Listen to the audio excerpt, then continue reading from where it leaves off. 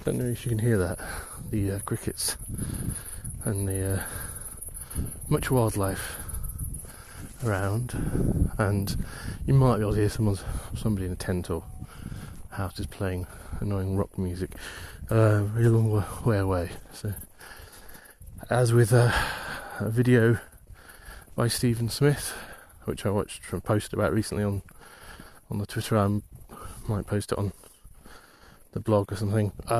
There is no real silence anyway, completely, but this is pretty silent. There's the odd car, the odd thing coming through, and I'm wearing my green head torch, and I'm walking to Corfe Castle, and it's about past 8:30, coming up to 9, and I'm kind of rushing to see if I can find some food in Corfe. I might be a bit too late. It took me a while to set up the tent. The video I saw said 5 minutes, and even with the experience of putting up the Lanchan 1, because I've got the Lanchan 2 now, that's the bigger tent, it's still, it's still a bit of a head scratch in some places, and also I've still got to work out where to put things, and I'm just looking at the shadow of Corfe Castle, which I can see, because I brought out I bought this over nearly a year ago, this ever-ready head torch with the red and green lights, and it really does help just having red, a light with red or green.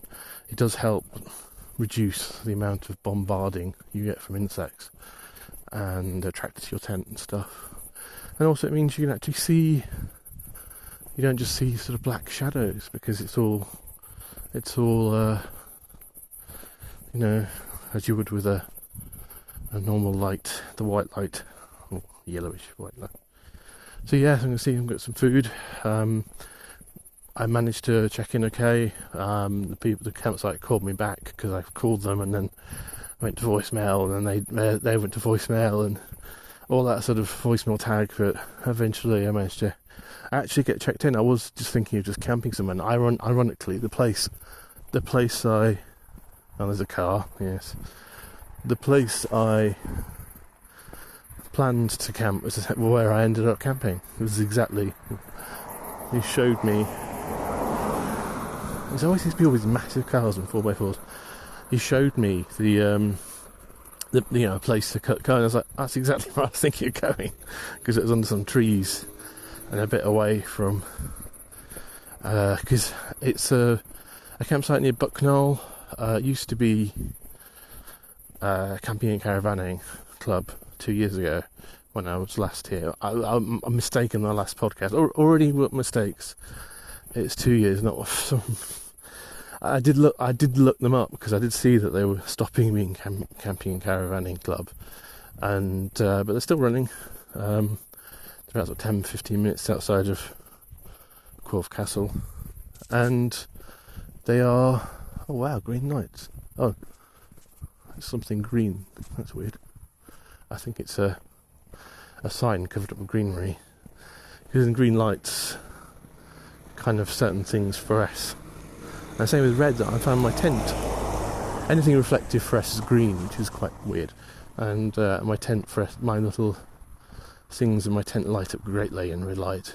My little reflective strips, and the tent's great. It works very well. I'll give a proper review shortly after I've slept in it. But it's just so nice to actually have a proper tent, as in, like, the Lanchan one is great, very cheap and very, very light and small, and and people say, oh, Chinese, or is it reliable? It is, but it's just so claustrophobic in there. And so for the extra, I think it's extra 100 grams or something, or 150 grams, I'm like, yeah, I'd much rather have, because the irony is that, I mean, the only annoying thing is that obviously, unless I find a way of, I might see if it survives me taking out one of the poles, but that's probably not a good thing to do. So while it's up, you need both poles, but I'm kind of moving towards this idea of walking, less campsites and more, camping along the coast. Was the original idea. So that fits that. But I will miss not having either tent pole when I'm doing a base camp thing, and having them with me, especially as I've got some I got some crag hoppers, cheap crag hoppers, carbon fibre, which are really good, very light. I was promising myself not to spend any money this year, and I ended up getting a new tent and that and those, which is a bit naughty, but you know. But yes, so we'll see if we get some munchies. I've promised. I've got lots of food with me for the rest of the trip. As per jaunt 3, it's going to be very, going to a pub or takeaways are fine. But going to a sort of a expensive eats is going to be not something I do very often, but it's something I like to do on the first night if I can. It's not always possible. I might end up having to go home and then what was that? No. I thought it was a green thing. I think was that a light? Is that a glowworm? No. So yes, I'm gonna not do this very often, but for the first night, it's just nice to, especially as there's a pub, the Coach and Horses, I think it's called, which I'm hoping I get there in time, and I'm hoping has nice food available, and it's serving tonight. If not, I'll see if there's a takeaway or something, because it's just nice to have something that's not after the stress of getting there and the drama of setting up and everything. It's nice just to have a nice meal. It's why I was annoyed with Yuli's, that last year I got there and then the barn was like, oh, and then I tried it again and they were still like, nope. And I think they just took one look at me and it was like, oh no, you're too scruffy, that's what it felt like. It wasn't late on in the day. No, we don't have space. And it was last time they actually seemed to be like, yeah, we'll make space, and really proactive, which is disappointing because you expect to sort of. That was one of the reasons why I went back, and one of the reasons why I came back here is not documented because I wasn't doing these podcasts for Jaunt 1. Is that I came to Corfe Castle and to this very website, very, very campsite, and they were like, oh, hikers are always welcome here, we'll always have space for hikers, we'll always, and even got to the point of when one of the caravanning types had a go at where I was camped, even though I'd been put there by them, and they were like, no, they're always welcome here, and they basically told them off for me, which was wonderful. That's why I came back. I was like, yes, that's the kind of place I like, because a lot of places will take the higher money of kind of, those big enormous vans and mobile homes and caravans, and they not give a shit about us people with tents. So anyway, I'm actually in Corfe. It's a bit quiet. There are pubs open. I can smell pizza, so it looks like the Greyhound might be doing some food, so we can try there, but we'll still try the place I know and like. It's 9 o'clock, so I promise not to do too many of these long rambly things. There's the bells of Sir Edmund the Martyr church. I painted and drew that when I was last here, and you can see that on my blog, tjbaker.co.uk. Just search for Jaunt 1, you will find. But yeah, I was hoping to do less of these, so I'll stop rambling. I'll speak to you soon.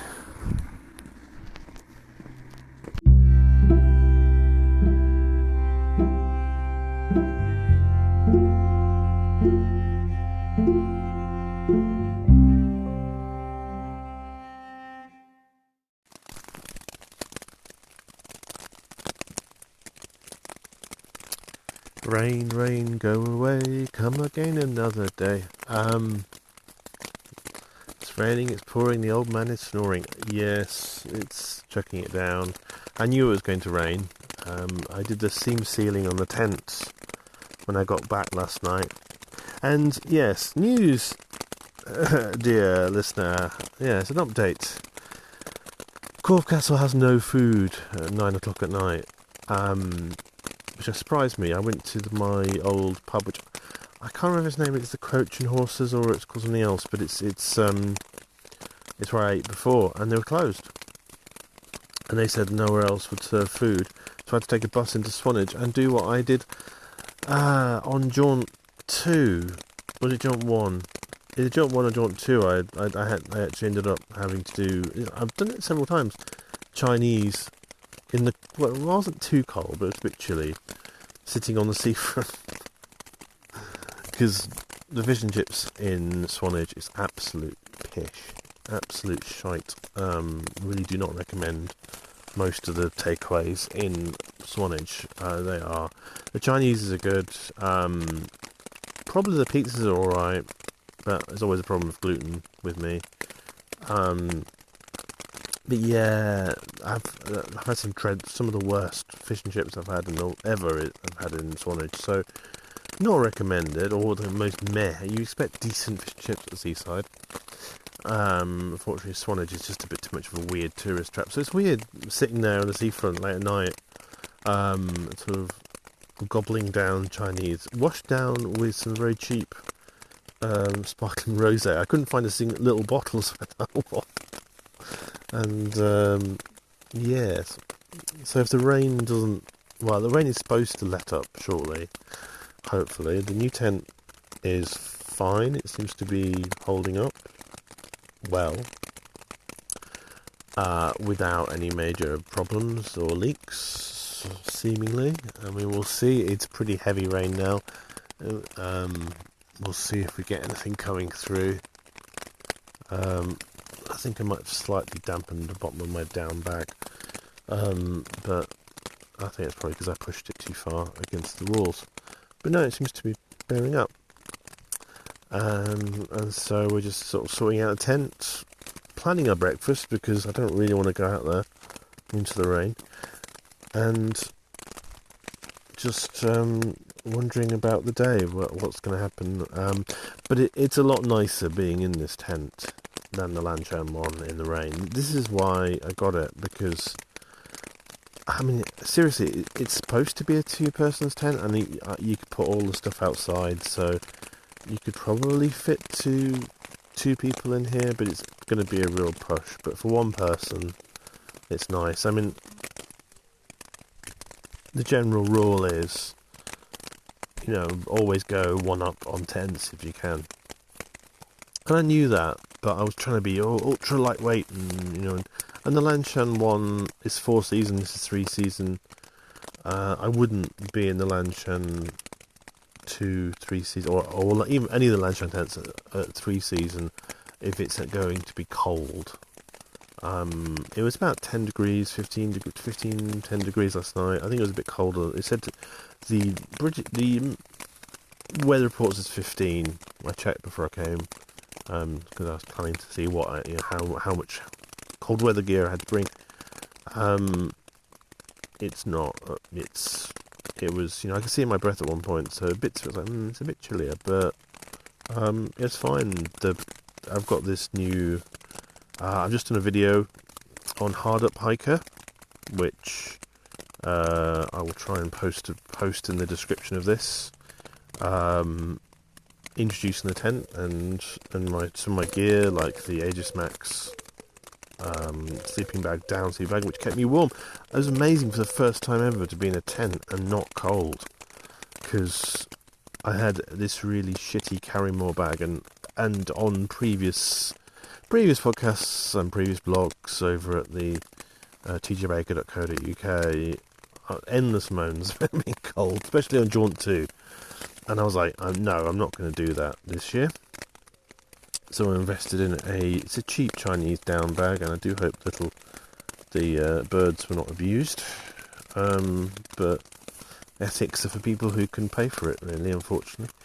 And a few other bits and bobs around the tent. So, yes, I really want my coffee. I'm getting quite hungry. I'm wondering if I could risk doing something which I've never done before, which is, because we've got 2 awnings and we've got space and it's not packed full of shit, I might actually be able to try, if I open the awning, because the tent's completely wet, I might just try and see if I can run the cooker from the tent, but not too close to the tent. I do not want a fire.